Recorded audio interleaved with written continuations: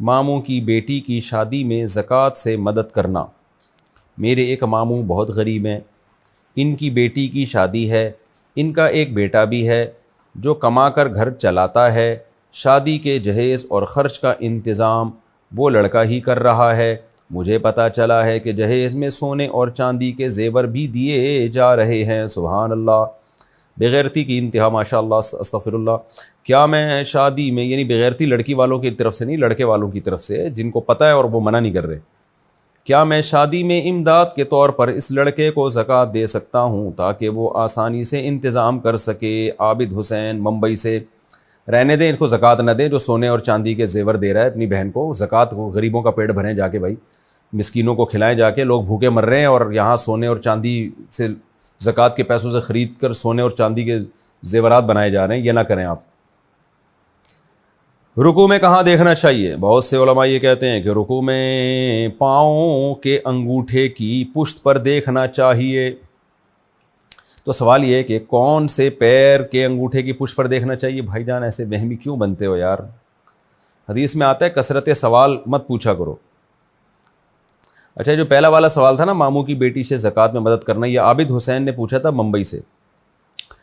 اچھا جی، نیز اگر انگوٹھے پر نہ دیکھیں بلکہ بالکل سیدھا دیکھیں تو کیا رکوع صحیح ہو جائے گا اور نماز صحیح ہو جائے گی؟ زید خان انڈیا سے۔ رکوع میں جہاں چاہیں دیکھیں، رکوع بہرحال صحیح ہو جاتا ہے اگر آپ کی کمر جھک گئی ہے، لیکن خلاف سنت ہے ادھر ادھر دیکھنا، تو انگوٹھے پہ دیکھیں۔ اب دائیں انگوٹھے پہ، بائیں انگوٹھے پہ یار دیکھ لو، بس نبی کی ایک سنت ہے، وہ عمل کر لیا کریں، اتنی پیچیدگیوں میں نہ جایا کریں۔ تو دونوں کے بیچ میں دیکھ لیں، اگر آپ کو نہیں پتہ چل رہا دائیں پہ دیکھنا ہے کہ بائیں پہ دیکھنا ہے تو دونوں کے بیچ میں دیکھ لیں، دائیں بھی ہو جائے گا تو بائیں بھی ہو جائے گا۔ استطاعت کے باوجود ایک سے زائد شادی نہیں کی تو کیا گناہ ہوگا؟ اوئے ہوئے ہوئے، پہلی دفعہ کوئی خاندانی سوال آیا ہے، اتنے سالوں سے مسائل کا جواب دے رہا ہوں، پہلی دفعہ ڈھنگ کا سوال آیا ہے۔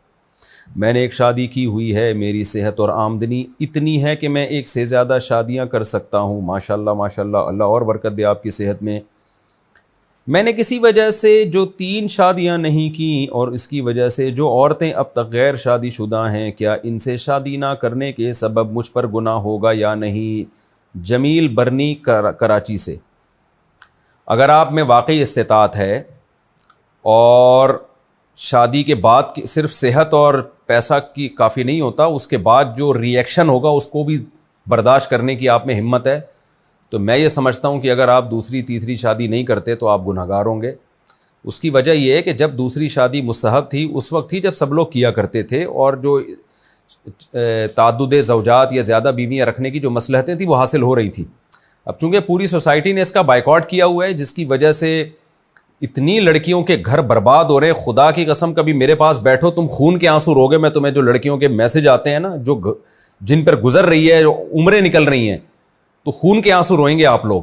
اور یہ کل جو آج ہنس رہے ہیں نا میری ان 4 شادیوں والی باتوں پہ، وہ اپنی فکر کرے کل ان کی بیٹیوں کے ساتھ بھی اس طرح ہو سکتا ہے کہ رشتہ نہ ملے ان کو اور وہ عذاب میں زندگی گزاریں، اور جب اپنی بیٹیوں پہ گزرتی ہے تو پھر فوراً سمجھ میں آ جاتا ہے یہ فلسفہ۔ تو اس لیے ایک عرب علماء میں بھی بہت سے علماء کا یہ فتویٰ ہے، میں نے جو ایک سے زائد شادیوں کی ضرورت کیوں، یہ جو کتاب لکھی ہے، اس میں میں نے عرب علماء کے ان فتووں کا ذکر کیا ہے کہ جن میں انہوں نے کہا ہے کہ جن علاقوں میں عورتیں بہت زیادہ بے نکاحی ہیں، جن کے نکاح نہیں ہو رہے، تو ان میں صاحب استطاعت مرد پر لازم ہے کہ وہ ایک سے زیادہ شادیاں کرے۔ اگر وہ نہیں کرے گا تو ان عورتوں کے بارے میں اس سے قیامت کے دن سوال ہو سکتا ہے۔ میری یہی رائے ہے، اور اس کے جو زیادہ مضبوط دلائل ہیں وہ میں نے اپنی 4 شادیوں والی کتاب میں لکھے ہیں۔ بعض علماء یہ کہہ دیتے ہیں کہ جس چیز کو شریعت نے واجب قرار نہیں دیا، دوسری شادی شرعاً واجب تو نہیں ہے، تو مفتی طارق مسعود صاحب کس بیس پہ اس کو واجب قرار دے رہا ہے؟ تو دیکھیں، شریعت نے جو واجب قرار نہیں دیا اس کی وجہ یہ تھی کہ اس کو واجب قرار دینے کی ضرورت ہی نہیں تھی۔